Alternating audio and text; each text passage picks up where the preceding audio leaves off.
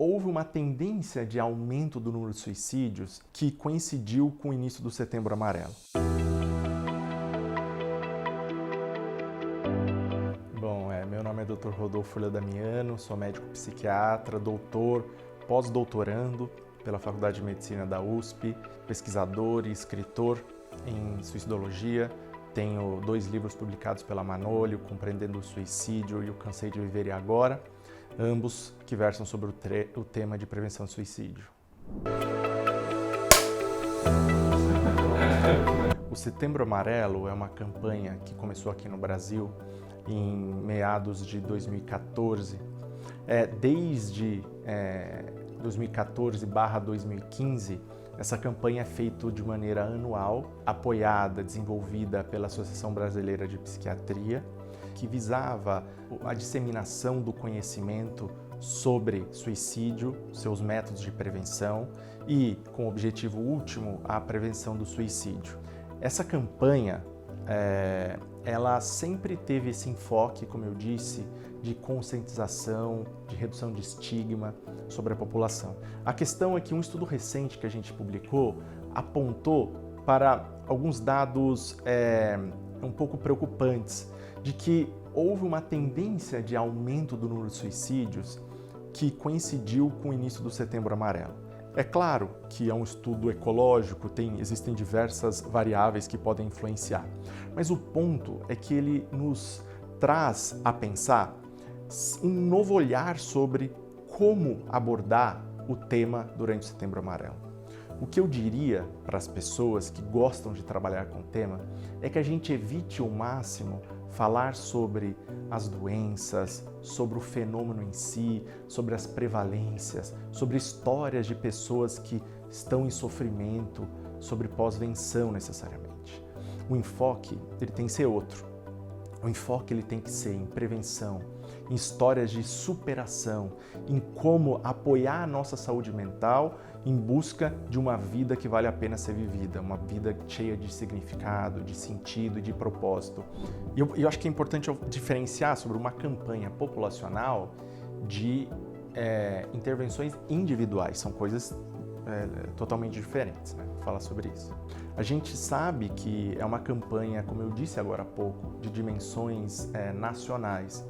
Então, muitas vezes é muito difícil que a gente controle exatamente a forma como as pessoas, as entidades vão lidar com o tema, né?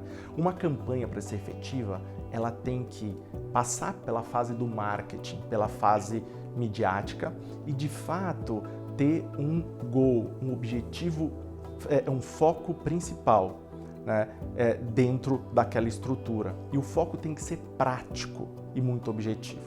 Então, quando a gente deixa muito aberto assim, eu gostaria de enfatizar para as pessoas para que elas estudassem, se inteirassem sobre o tema exatamente e quando fosse colocar de maneira pública, façam como eu disse agora, evitando alardear, evitando falar sobre histórias tristes, sobre questões negativas, que para uma pessoa que já está em sofrimento, isso pode aumentar a desesperança e pode aumentar a dor emocional. E culminando no que a gente chama de efeito Werther, que surgiu do aumento de número de suicídios após a publicação do livro de Goethe, Os Sofrimentos do Jovem Werther, que seria o suicídio por contaminação. A gente falar sobre o suicídio de uma maneira não cuidadosa pode sim aumentar, né, o número de suicídios em uma população. Mas, deixando claro, isso é diferente de abordar de maneira individual.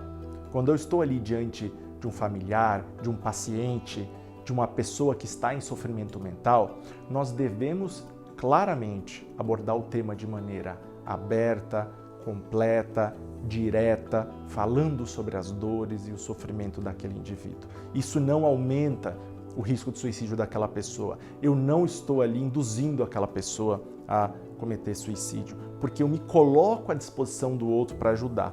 E sim, eu me coloco à disposição, mas eu tenho um objetivo, que é o quê?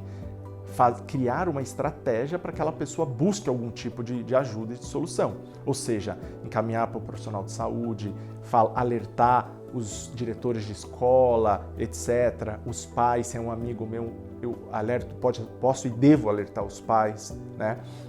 Então, quando a gente está falando de intervenções individuais, pessoais, o afeto deve falar muito mais alto. Agora, falando dessas intervenções populacionais, nós temos que tomar cuidado e o máximo de histórias positivas, porque de fato a maioria das pessoas que pensam sobre morrer não tentam suicídio. E a maioria das pessoas que tentam suicídio estão em extremo sofrimento mental. E quando estão sob um tratamento adequado, a grande maioria desistem dessa ideia e tem forças para buscar uma vida que de fato vale a pena ser vivida. Queria agradecer a todos e a todas pela oportunidade de falar. Nas minhas redes sociais, @doutor.rodolfodamiano, eu falo um pouco sobre o tema. Meus livros, Compreendendo o Suicídio e O Cansei de Viver, estão à venda nos sites da Manoli e eu estarei aberto para conversar com vocês em uma próxima oportunidade.